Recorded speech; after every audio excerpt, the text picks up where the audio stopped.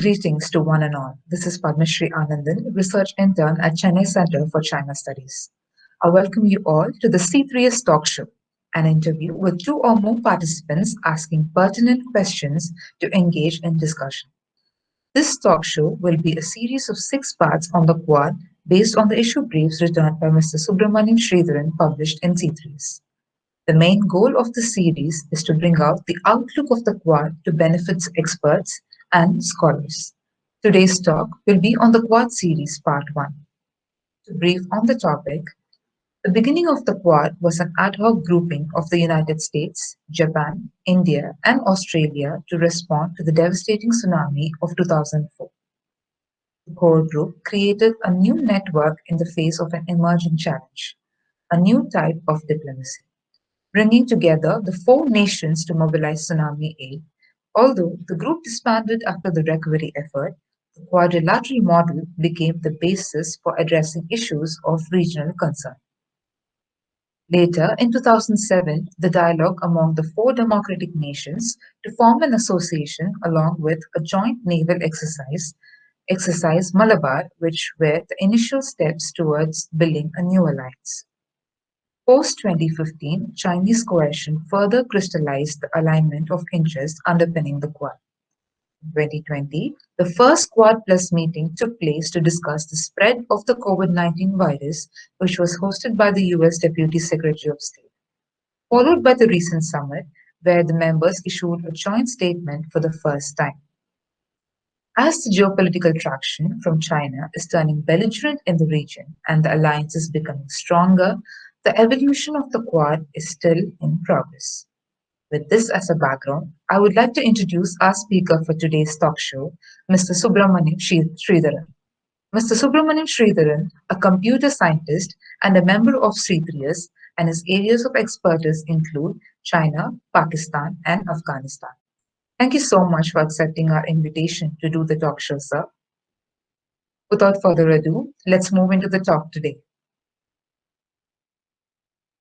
Good evening, sir. Thank you, Padma, for that introduction. Thank you, sir. To start with the interview, can you brief us on the genesis of the Quad, sir? Yeah, you have already given a small intro to the Quad. See, the Quad has been in progress for almost 2 decades now. It's not just something that grew out of some thoughts or some ideas that came up in the last few years. This is a misconception that a lot of people have in their minds. At least as far as I can see, the trilateral dialogue between among India, US, and Japan has been going on since the year 2002. And they have been discussing many issues. You remember the 2002 was a very inflection point in the history of the United States because there was a terrorist attack and it was recovering from that attack. And it was going on an offensive against terrorists who were operating from outside in Afghanistan, Pakistan, and those AFPAC areas. So the US wanted to have a counter-terrorism combination operating at various levels in the world. And probably that was the reason why India, which had been under great terrorist threats since the 1980s, and Japan, which also had a lot of homegrown terrorism, and the United States formed a group to discuss all these issues. But naturally, the discussions evolved into probably looking at China as well.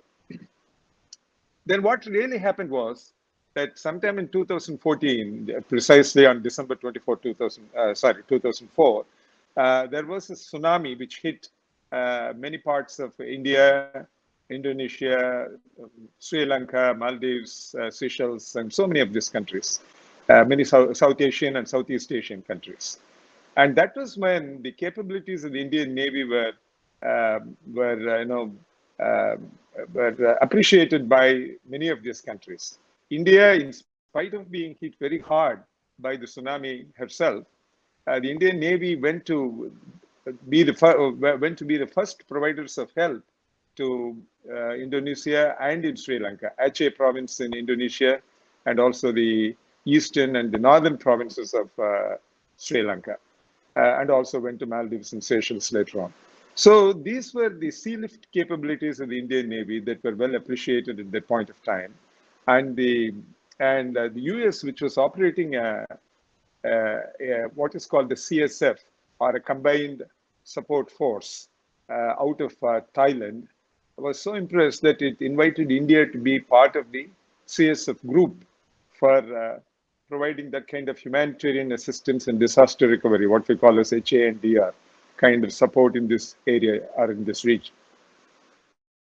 This went, then sometime in 2007, the foreign secretaries and lower level officials of the foreign department of these various countries, especially Japan, India, and the United States, met on the sidelines of the ASEAN and East Asian Conference in Manila. Now, ASEAN and Manila will play an important role in the Quad, as we will see further along. So in that meeting, they decided that they should have a joint military or naval exercise. And they also invited Australia and Singapore to be part of that exercise. As you know, India and the US have been having a great Malabar series of exercises since 1992, after the liberalization of the economy of India, and India and the US started coming together. So the scope of this Malabar exercise was increased, was widened. And both, all the three countries, Japan, Australia, and Singapore, were roped in. The first exercise, Malabar, reformatted Malabar exercise, was known as Malabar 0701. 07 standing for the year 2007, and 01 for the first part of the exercise. And this was among India, US, and Japan off Okinawa in the Japanese waters. And the second part was in the Bay of Bengal, which involved again India, US, Australia, and Singapore this time. So the 5 countries jointly, conducted this exercise in 2 different parts in the same year. Now that is where China was very, very incensed by the coming together of these countries, and it felt that these countries had come together specifically against itself.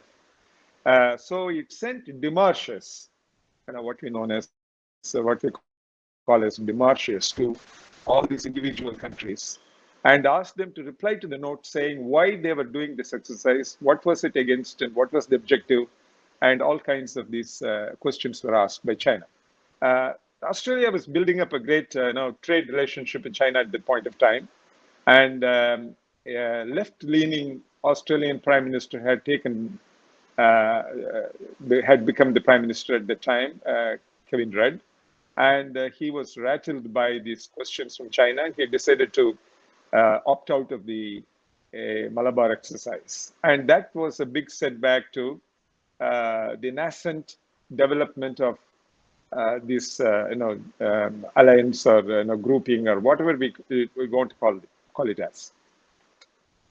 At this point of time, Singapore and Australia and Japan opted out, and the Malabar exercise went back to the bilateral exercise between India and US as it used to be.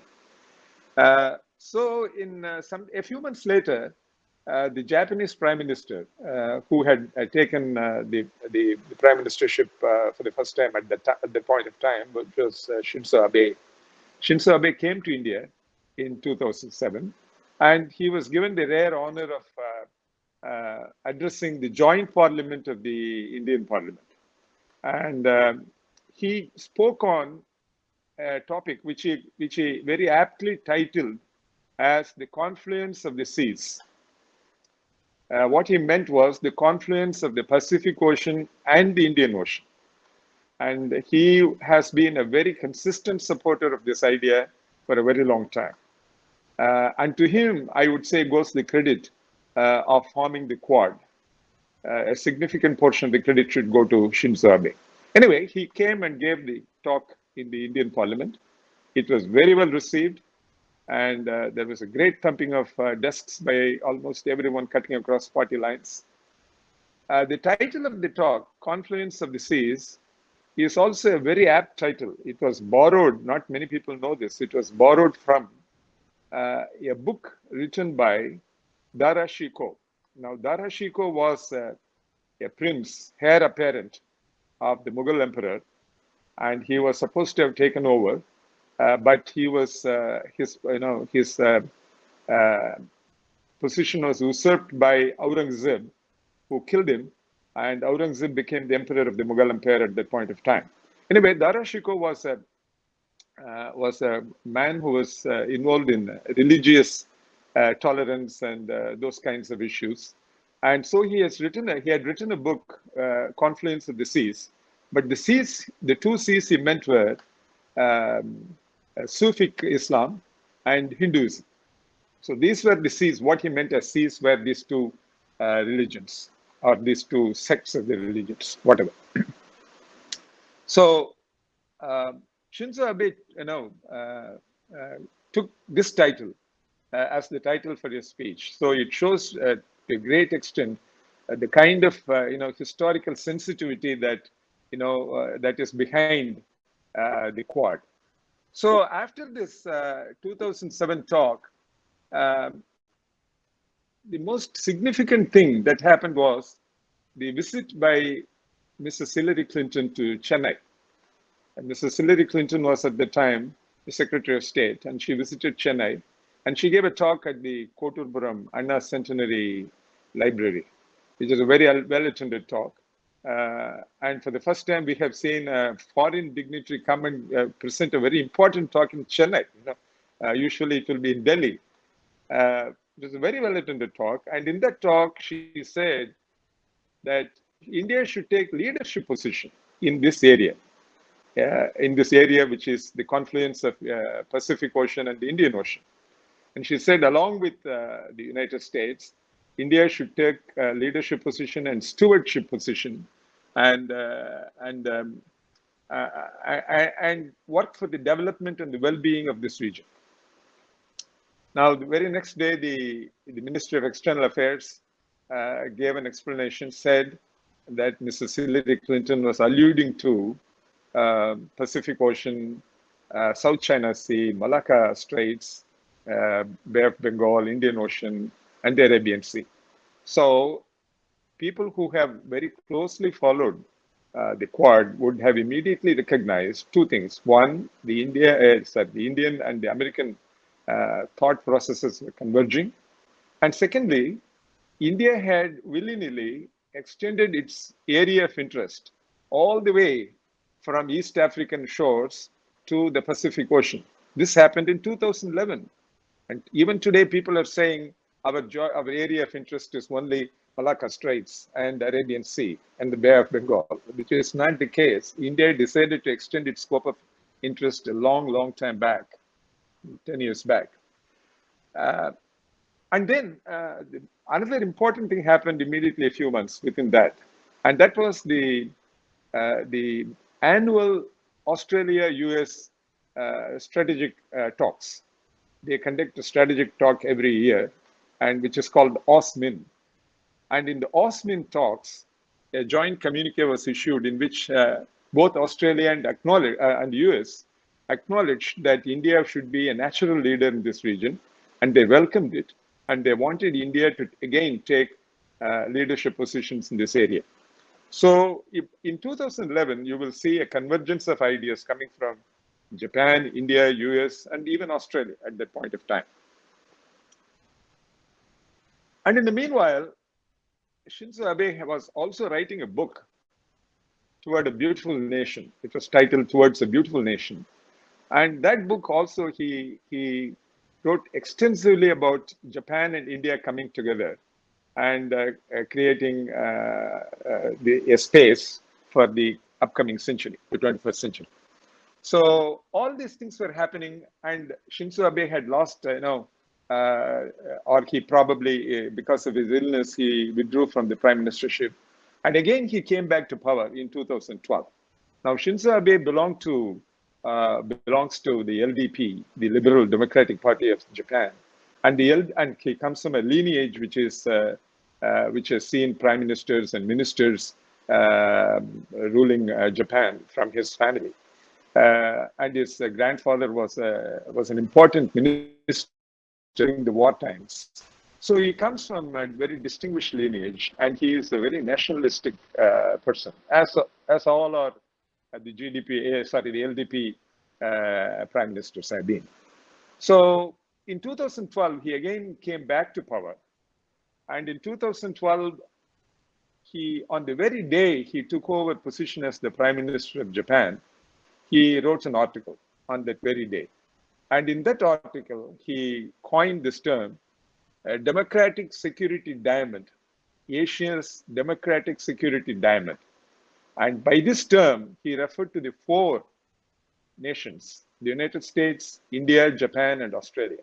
He called them Asia's four democratic security diamonds. And on the same day that he took over power, this is a very significant event. Then, sometime in June 2015, India and Australia and Japan held their first trilateral dialogue at the secretary level in New Delhi. After Australia withdrew from the 2007 Malabar exercise, there was a lot of disappointment in India with respect to Australia. We felt that Australia was not up to the dependency that we wanted from a country of that size. So Australia had to build its position during this period, and the first trilateral dialogue took place among India, Australia, and Japan in 2015. As things went along in 2017, again in the ASEAN East Asia Summit Conference in Manila, once again, you remember 10 years later, in 2007, we had a similar conference which laid the foundations for the Quad. And in 2017, again, there was a conference. And this time, the Japanese foreign minister, Taro Kono, he said that the four nations must meet on the sidelines of this conference and chalk out processes, procedures, and a framework for a quadrilateral dialogue. And this is the first time that the word quadrilateral dialogue was used. And also he offered collaborative positions. This is very important to note. He offered collaborative positions to the UK and France at the time in 2017. Today we are seeing the UK and France coming into the South China Sea with their naval assets, and you can trace it back to 2017 offer from Taro Kono of Japan. So these things happened in 2017, and as luck would have it, or as probably as designed, Taro Kono's this offer and his request for these four countries to come together was preceded the previous day by the visit of the US Secretary of State to Delhi. Rex Tillerson had visited New Delhi just the previous day. And he had said that he discussed with the Indian leaders about the alternatives for the Belt and Road Initiative. So things were moving rapidly at this point of time. And the very next day, Miss Alice Wells, who was then the head of the Asia, Central Asia, and East Asia division of the Ministry of the State Department in the US, she said that India and Australia are forming a great, cooperation and development program, and that would be very good for the upcoming Quad groups. So by this time, India and Australia had patched up, and our Defense Minister, Mr. A. Antony, had visited Australia for a fleet review, and the Indian naval ship had taken part in the fleet review and things like that. So 2017, just before the Asia Summit, these developments took place. And during the Asia Summit, East Asia Summit, the secretaries level uh, officials met on the sidelines of the summit, and they worked out a plan. And the Ministry of External Affairs in India and the different ministries of Japan, Australia, and the US gave separate statements on what they discussed. Now, many people, held it out against the Quad, saying that they are not even able to produce a joint statement and things of that nature. But Quad, if you look at the progress of the Quad, you will see Quad has developed in very incremental, very well-defined steps. It had not rushed through anything because there are many sensitivities involved in different countries of different objectives and stuff like that. They have a common thread, no doubt. But because of the sensitivities, they developed or evolved very, very carefully, very naturally, and very incrementally. So there was no problem in the four countries giving out separate statements. But ultimately, they all gelled together. They all had that positive common thread. The first foreign ministers meeting of the Quad took place in New York in 2019. So you will see between 2017 and 2019, a lot of groundwork was probably being done. And 2019 foreign ministers meeting in New York, I will read out what the US State Department official said.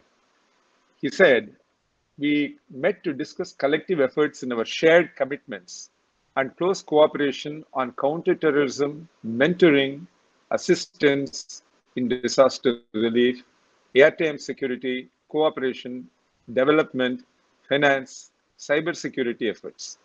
We have a shared evaluation of those security threats and the threats facing the region when countries don't have options to develop in a sustainable and free manner. And that is what really brought our four nations together. The most important operative part here is when countries in the region don't have options to develop in a sustainable and free manner.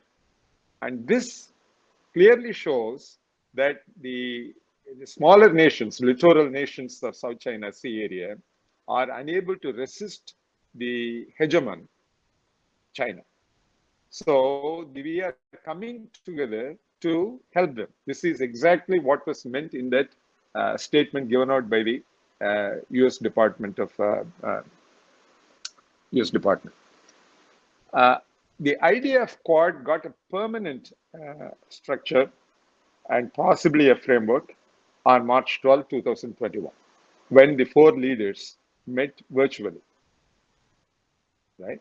And they discussed so many issues, and they came out with four important areas of cooperation. And I don't need to tell them what they are, and they are of recent origin. And so that is how the Quad has evolved over a period of, in my opinion, 19 years, going back to 2002.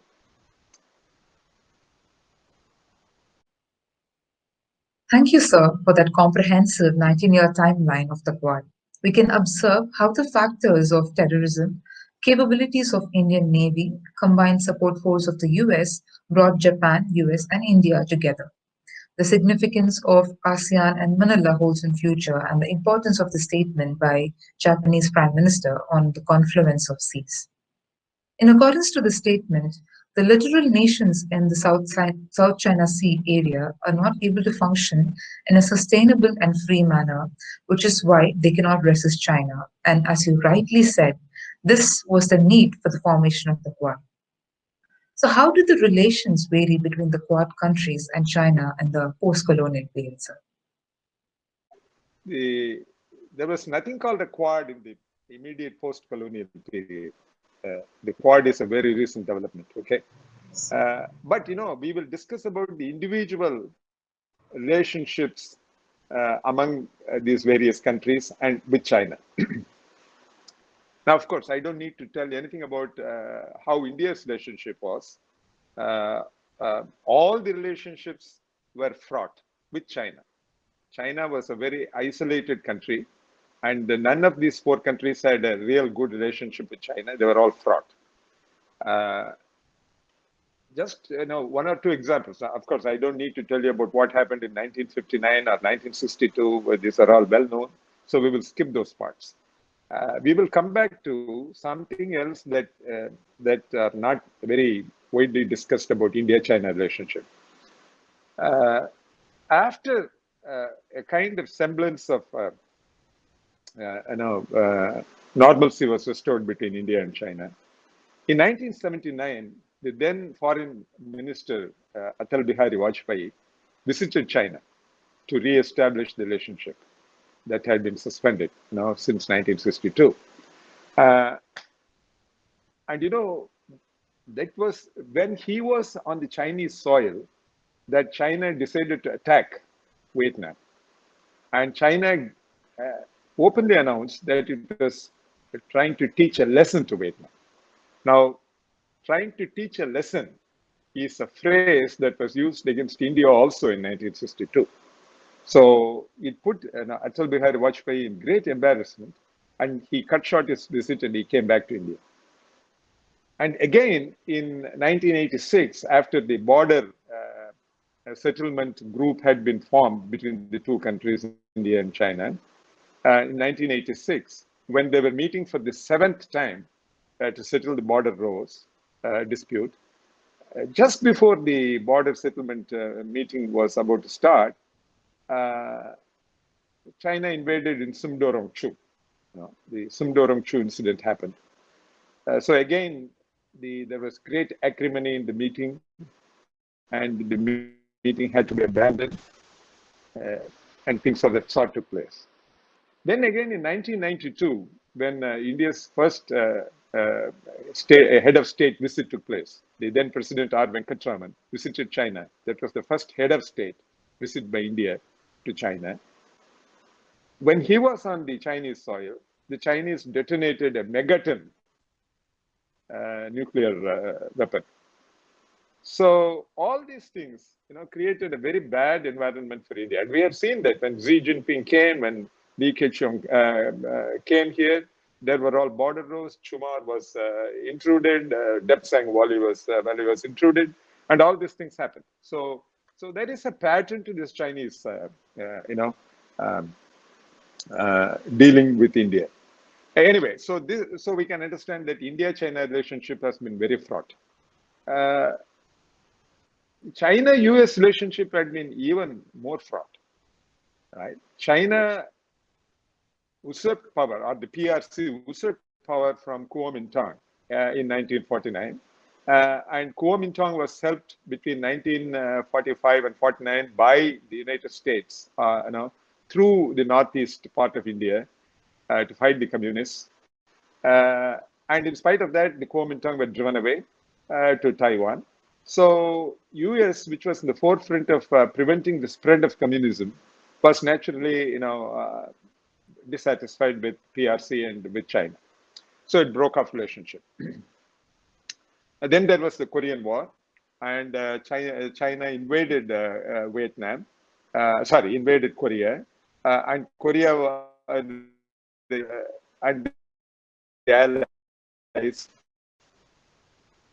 fought the Chinese. Chinese who invaded the behest of Soviet Union, so fought the Chinese and the Soviets in the Korean War. And then there was the Taiwan crisis. The Chinese shelled the Taiwanese positions, and then US had to again send its forces to protect Taiwan. Now the news is that Taiwan would have been captured by China had Korea not happened. So that is what the latest revelations show us. So that has been a very fraught relationship. Then again, in 1969 actually, when there was a problem in the East European countries, Romania, who was a member of the Warsaw Pact, decided not to support Soviet Union in its invasion of Czechoslovakia. Now, the US saw a window of opportunity in that. They wanted to drive a wedge between the Chinese big countries. And anyway, Mao Zedong and no Russian leader had ever been seeing eye to eye on any of these issues, and right from the beginning. So China, the US wanted to make use of this opportunity, and they used that opportunity to inform Mao Zedong that the US wanted to restore relationship with China. And Mao Zedong got the news. And in 1971, there was a thawing in the relationship when Henry Kissinger made those, secretive trips to China from Pakistan. And the relationship was reestablished.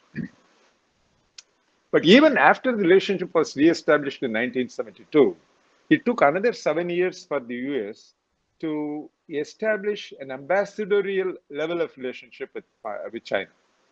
The diplomatic relationship was not established until January 1, 1979, because there were so many wrinkles that needed to be sorted out. What was to do with Taiwan? What would be the position of China in the United Nations? PRC in the United Nations. What is the difference between mainland China and ROC, the Republic of China? So all these issues had to be sorted out. So it took another 7 years for the sorting out.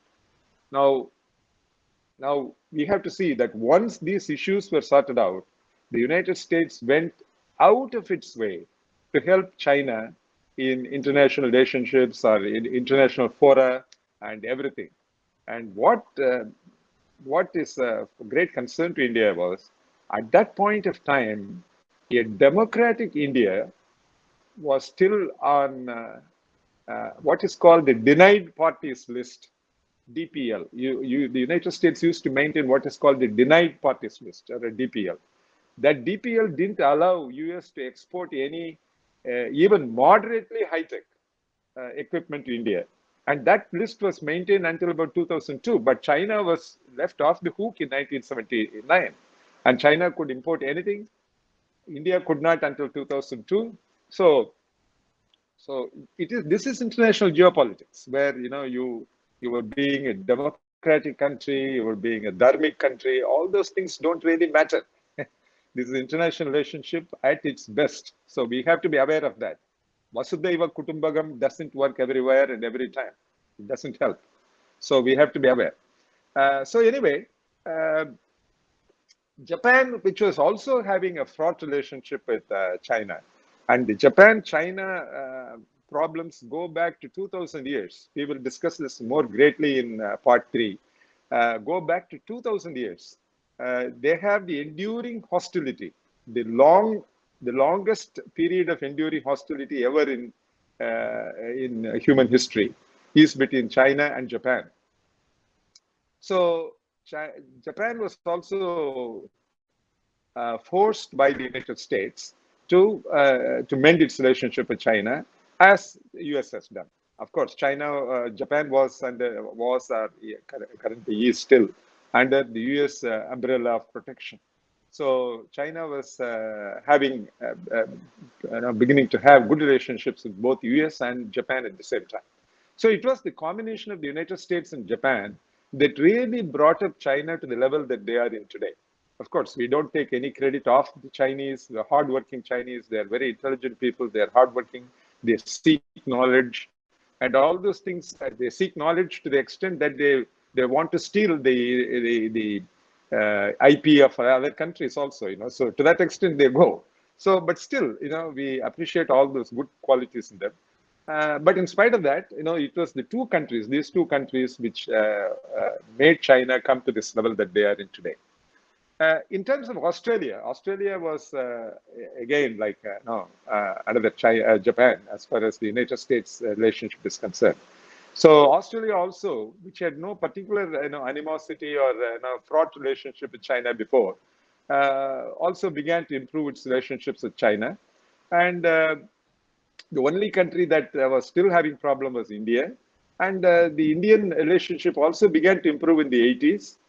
But then again, several things happened later on that created problems for all these four countries, which we will see later. Thank you for bringing the individual relationship aspect between the member countries and China and implications of the denied parties list. You had stated the good relations of the US and Japan with China leveled up. How do you think the Cold War impacted the triangle between the US, China, and Japan, sir? The Cold War, just before the Cold War, um, the the USSR and China had been joined together by the International Communist Organization. The the Chinese Communist Party was started in China by Kuomintang. Kuomintang is the International Communist Organization that was directly under the control of the USSR, the Soviet Union. So that is how they had started. The CCP was directly under the control of Kuomintang. But in 1949, after Mao Zedong announced PRC, People's Republic of China, from the Tiananmen Gate, the relationship began to sour between Mao Zedong personally and Joseph Stalin. There was no personal equation between the two of them. And there was no personal equation between Mao Zedong and Nikita Khrushchev, who took over from Joseph Stalin as well later. But anyway, when Mao Zedong went to Moscow to meet Joseph Stalin, Stalin made him wait in a dasha. Dasha is the big bungalow that the Chinese top leaders are used to living in a dasha for more than 3 months. For 3 months, and the head of a state of another country was simply waiting in another country for 3 months to get an audience. So that was the kind of relationship that existed personally between Mao Zedong and Joseph Stalin. But anyway, the Korean War was fought at the instigation of the USSR by China, and China lost millions of soldiers in that war. All those things happened, and China also got a lot of assistance from Soviet Union in terms of economy, industry, nuclear weapons and missiles, and all those military and all those kinds of things. The nuclear weapon that China detonated in 1964 came directly from the designs of the USSR. So all those things happened, but again there were many issues, many problems, and as you said. The Americans were waiting for an opportunity to drive a wedge between China and the Soviet Union. And the invasion of Czechoslovakia came as an opportunity. And then in 1969, the US sent a word to Mao Zedong saying that they would be interested in thawing the relationship between the US and China. And in 1969, another important thing happened as well. Either it is because of this or because of the support from US, we don't know at this point of time. But what happened was the Chinese attacked the Soviets in the Far East, in the Heilongjiang province in the Far East, in a remote place called Zhenbao Island, which is on the Ussuri River. So the Ussuri River clash is a very famous clash, right? And many Soviet soldiers were massacred in that clash. But then the Soviet Union really got it back and pasted the Chinese, and Chinese would not forget the kind of pasting they received from the Soviet forces. But anyway, the Soviets understood that to protect that remote Far East is going to be a big problem for them. That place is sparsely populated, and to maintain a big force, the Soviet force there, to keep an eye on the Chinese was going to be a huge expenditure and a huge problem for the Soviets. Anyway, finally they settled that issue in favor of China, but that was much later. But then what happened was in 1971, the US and the Chinese restored their relationship. In 1972, Nixon visited the US and met with Mao and Zhou Enlai. That was when probably they decided that they would jointly attack the Soviet Union. And in 1979, the Americans are supposed to have invited the Russians to the Afghanistan front in what is an operation called the Bear Trap. Bear Trap is a very, very well devised trap for the Russian soldiers, for the Russian army, the Red Army, uh, and where the Americans wanted to teach a lesson to the Russians that the Russians and the Chinese have taught to the Americans in Vietnam. So they wanted to take revenge on the Russians in Afghanistan in the same way that the Russians did to the Americans in Vietnam. And the Americans then took the help of the Chinese in doing that. China supported the United States in fighting against the Russians in Afghanistan. And the major aim of the Chinese in this support for the United States was that they wanted to get rid of the Soviet antagonism or the Soviet threat that was facing the Chinese. So the Chinese wanted to break up the Soviet Union. The Americans wanted to break up the Soviet Union. For the Americans, the Soviet Union was an existential threat. The intercontinental ballistic missiles, the SSBMs, the SSMs that the Soviets were producing in great numbers were a consistent and potential threat to the American way of life for a long time. So they wanted to get rid of the Soviet Union. And the two of them combined together, of course, along with many Islamic countries under the garb of jihad, and they defeated the Soviet army there. Though the Soviet army withdrew from Afghanistan on its own volition, not as a defeated army, but on its own volition it withdrew. The effect is the same. The same way that the Vietnamese defeated the Americans in Vietnam, or the Soviets, Vietnamese, Chinese combined together to defeat the Americans in Vietnam. The same way the Americans, the Islamic countries in West Asia, and China and Pakistan combined together to defeat the Soviet army in Afghanistan.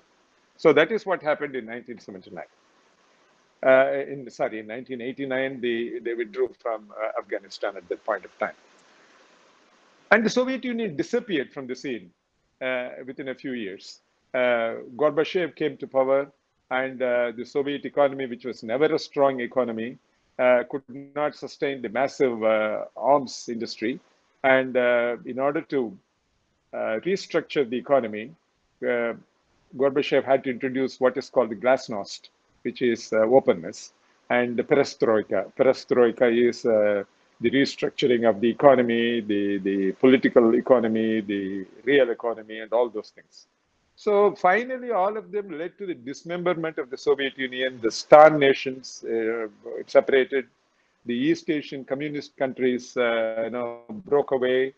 The Warsaw Pact collapsed. East Germany merged with West Germany and became one Germany. The German wall was dismantled. So all these things happened, and the Soviet Union disappeared. When the Soviet Union disappeared from the scene, the Americans, who were till that time forgetting about the human rights issues in China or giving it a blind eye, they started looking into these matters. So this is how international power works, right? A superpower, this is the way it works. It doesn't care about tactical issues. It always knows that it can manage all this, the fallouts of all these tactical issues with its power and clout and money and everything. So it started to wake up to the problems and issues of human rights violation, etc., in China at that point of time, on proliferation of the Chinese nuclear weapons and things like that. That is when the AQCon things happened, and North Korean missiles and weapons happened. So the US began to wake up to these realities, and China understood that after the dismantling of the Soviet Union, the American focus will now be on China.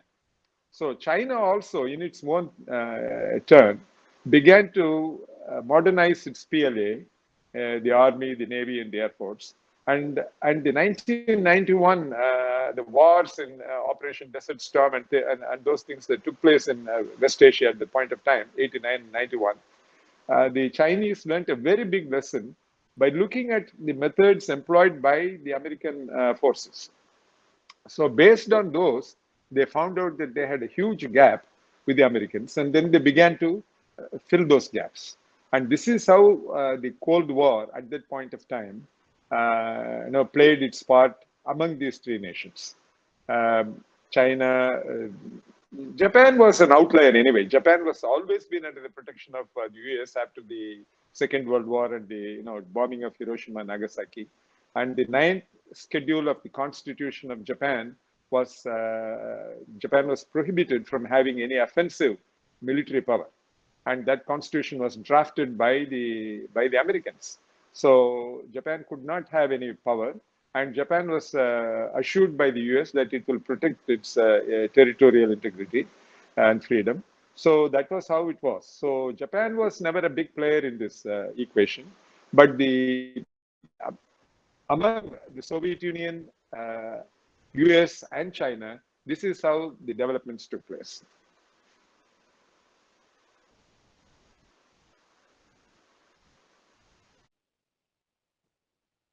Thank you for addressing the question, sir. One can understand how the tussle between the USSR, China, and the US offer to China and China's role to the US for establishing relations turned the tables in geopolitics. My next question is, will the soft power strategy of China see a comeback in Hindi Chini bye bye? I don't think so. Unless we are very naive and we don't learn lessons from the history, that won't come back.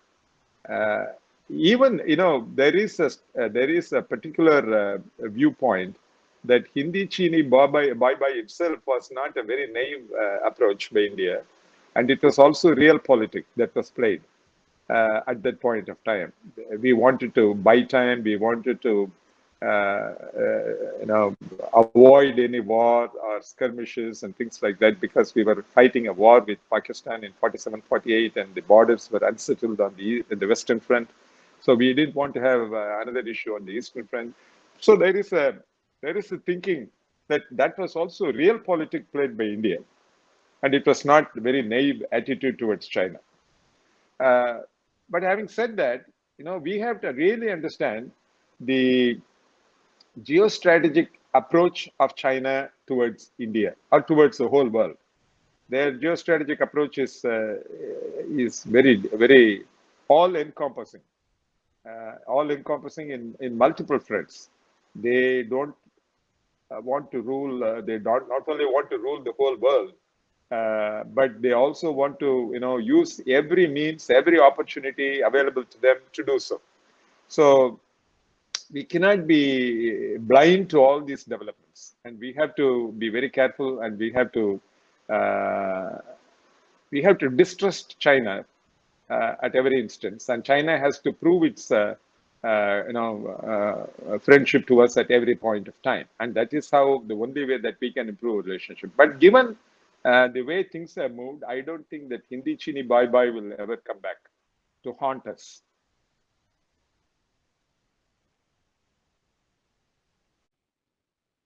Thank you for bringing out the facets of the realpolitik play of India and the need to look into the geostrategic approach of China towards India. Moving to the next question, can homogeneity be brought amongst the Quad members? Or to what extent will the internal differences between the Quad members pose a factor in disrupting the efficacy of the grouping as a whole? Yeah, so I don't think there is any need for homogeneity at all. No relationship will ever be homogeneous. No alliance will ever be homogeneous. You take any of these alliances, whether it was the Atlantic Charter or the NATO or the Five Eyes or anything else for that matter, they have never been homogeneous. They had their own major differences, but they were united on certain basic issues.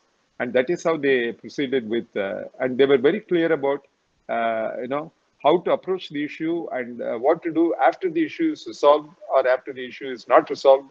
and things like that. So that is the only basis on which we can operate. Take, for example, the Quad. The US, the power asymmetry between the US and any other member of the Quad is humongous. It will never be bridged. And how can we assume that that will be homogeneity? There won't be.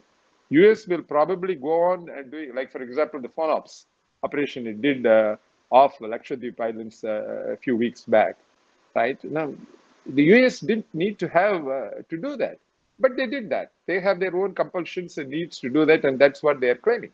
So, so there will be this kind of frictions, and so we don't need to bother about them. Uh, the only thing that we need to bother about is on the basic understanding that we have in with respect to the freedom of navigation, the development, and the security, maritime security, and all these basic issues that define the Asian waters today between Pacific and the Indian Ocean, whether we have a commonality in approach, and that is what we have to see. There are other areas where we can help each other, like in the vaccine or in other international diplomatic fora and things like that. So we may have all these issues, while we may still be having differences of opinion on many other issues. So there is no need for homogeneity. There has never been one, and there will never be one.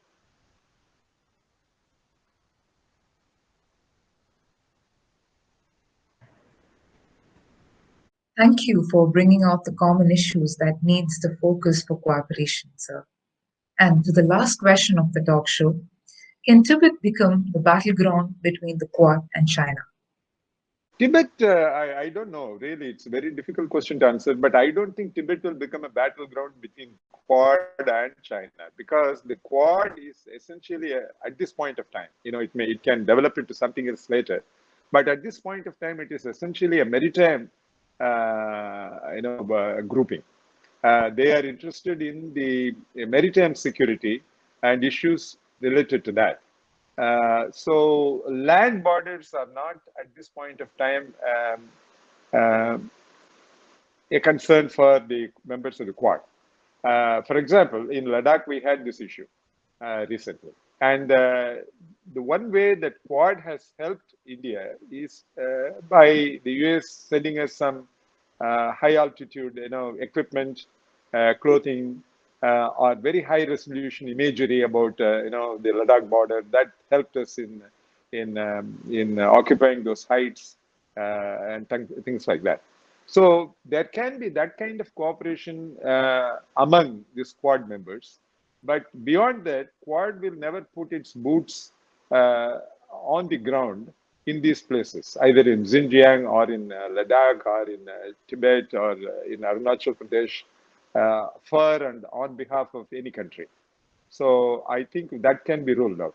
But whereas in the maritime domain, they certainly are cooperating a great deal, following the Chinese shipping, the plan submarines, the SSBNs, the SSNs that are traversing through various straits. They are, wide shipping information being exchanged. Those kinds of things are happening on a regular basis among the Quad members, and they will be enhanced with the inclusion of France and the United Kingdom, at least on a collaborative basis. Those things will happen, but Tibet will not be part of that. Of course, Tibet will be. Tibet is going to have a huge problem in the coming years, because the new Dalai Lama will have to be chosen, and China is saying that only it has the power to choose, not the traditional Buddhist method of choosing the Dalai Lama. So these things will come to the fore and will create a problem, no doubt. And the Quad will take a position on these things, but there won't be any other military intervention in Tibet, as far as I can see.